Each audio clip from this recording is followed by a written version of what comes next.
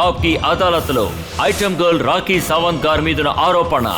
ఆవిడ ఆలోచించుకుంటా స్టేట్మెంట్స్ ఇస్తూ ఉంటారు.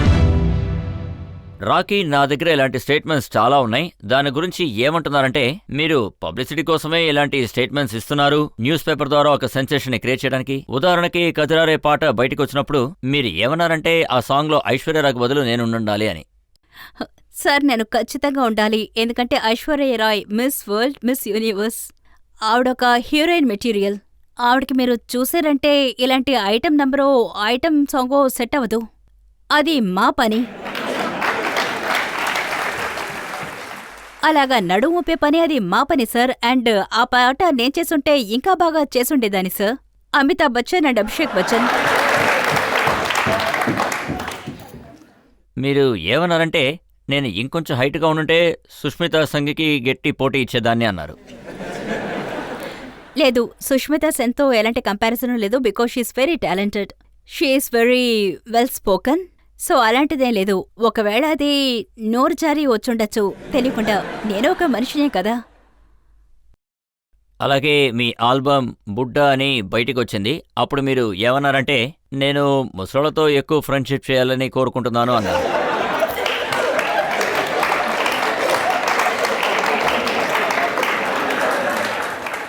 నేను దీన్ని ఎక్స్ప్లెయిన్ చేయాలనుకుంటున్నాను.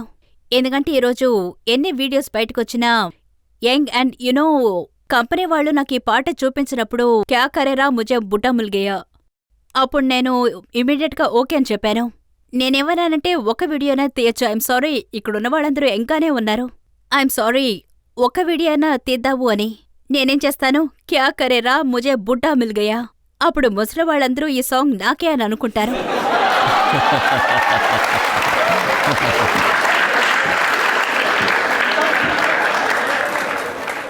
అందుకే ఈ న్యూస్ని నేను మనస్ఫూర్తిగా, సార్ ఏ న్యూస్ ఇచ్చినా నేను మనస్ఫూర్తిగానే ఇస్తాను. నా మాటలో ఏ పాలిటిక్స్ ఉండదు, ఏ రాజకీయం ఉండదు. నేను ఏం మాట్లాడినా మనస్ఫూర్తిగానే మాట్లాడతాను. అయితే మీ స్టేట్మెంట్సే సెన్సేషన్ని క్రియేట్ చేస్తున్నాయి. అలాంటిదే లేదు. ప్రజలకేమనిపిస్తుందంటే ఈ అమ్మాయి మాటల్లో ఏదో నిజం ఉందని. అందుకని ప్రజలు హెడ్లైన్స్లో వేస్తారు. తర్వాత అన్ని ఛానల్స్లోనూ హెడ్లైన్స్లో వస్తుంది. అండ్ దట్స్ గుడ్, ప్రజలకు బాగుంటుంది. ఇప్పుడు మీ స్టేట్మెంట్స్ ఎంత బాగున్నాయో మన ప్రజలను అడిగి తెలుసుకుందాం. మీరు ఏ ఇండస్ట్రీలో అయితే ఉన్నారో అక్కడ పబ్లిసిటీ కోసం జనాలు ఏం చేయడానికైనా సిద్ధంగా ఉంటారు. అది మిక్కా ఇష్యూ అయినా కానీ ఇంకేదైనా కానివ్వండి. మీరు ఎందుకు ఇది చెప్పట్లేదు? మీకు ఏ లెవెల్కి పబ్లిసిటీ దొరుకుతుందంటే ఎవరికైతే మీరు తెలీదో వాళ్ళకు కూడా తెలుస్తుంది. అదేంటంటే మీ అవకాశాన్ని మీరు సరిగ్గా వాడుకున్నారని. లేదు బ్రదర్.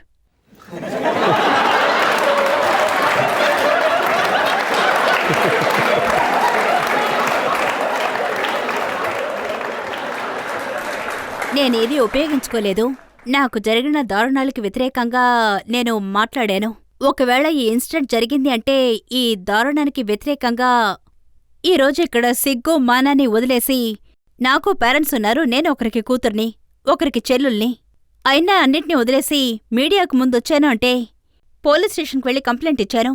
ఎందుకిచ్చాను అంటే పబ్లిసిటీని ఆలోచించి కాదు. నాకింత పబ్లిసిటీ అవసరం లేదు. ఎందుకంటే వాళ్ళకి శిక్ష దొరుకుతుందని. ఎందుకంటే సమాజంలో ఏ అమ్మాయికైనా సరే మళ్ళీ ఇలా జరగకూడదు. ఇప్పుడు వీరు మహిళల కోసం పోరాడబోతున్నారా? అవును, నేను పోరాడతాను. నేను ఆడపిల్లల కోసం ఖచ్చితంగా పోరాడతాను. మళ్ళీ ఎవరికైనా ఇటువంటి సంభవం జరిగితే ఆ అమ్మాయి నా దగ్గర హెల్ప్ కోసం వస్తే ఖచ్చితంగా తనకి నేను హెల్ప్ చేస్తాను. రాఖీజీ, నాకేమనిపిస్తుందంటే మీరు మీకోసం ఒక డెఫినేషన్ని క్రియేట్ చేసుకున్నారు. కంటి మీద ఇస్తే న్యాయంగా ఉంది, అదే నడుము మీద ఇస్తే అన్యాయమా? నా డ్రెస్ బాగుంది, నాకు బాగుంది. మనం ఏ సమాజంలో ఉన్నామో, మనం ఏం పని చేస్తున్నామో అది మనల్ని, మన దేశ ప్రజలందరినీ దశ మారుస్తుంది. దీని గురించి మీరేమనుకుంటున్నారు? చూసినట్లయితే మనకు కావాల్సింది ఎక్కడో మిస్ అవుతుంది.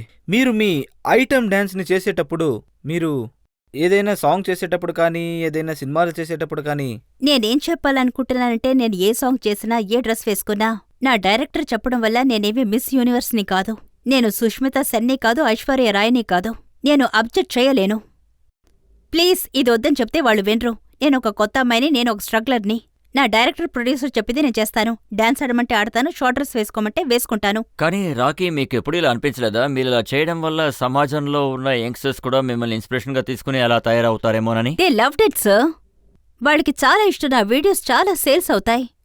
సిడీస్ లేక మీరేం చూసినా సరే వాళ్ళకి చాలా ఇష్టం. తర్వాత అందుకని ఈ రోజు నన్ను అన్ని వీడియోస్లోనూ తీసుకుంటున్నారు. కేవలం ఢిల్లీ, ముంబై, మెడ్రాస్, కల్కట్టాని చూసి మీ వీడియోస్ ఎక్కువగా వైరల్ అవుతున్నాయని డిసైడ్ అయిపోయారు. కాలేజ్ స్టూడెంట్స్ సరే, చూస్తారు. ఒక విషయం బాగా అర్థమవుతుంది, మీరు రాత్రంతా నా వీడియోసే చూస్తున్నారు. You loved it. మీరు రీవెంట్ చేసి చూస్తుంటారు.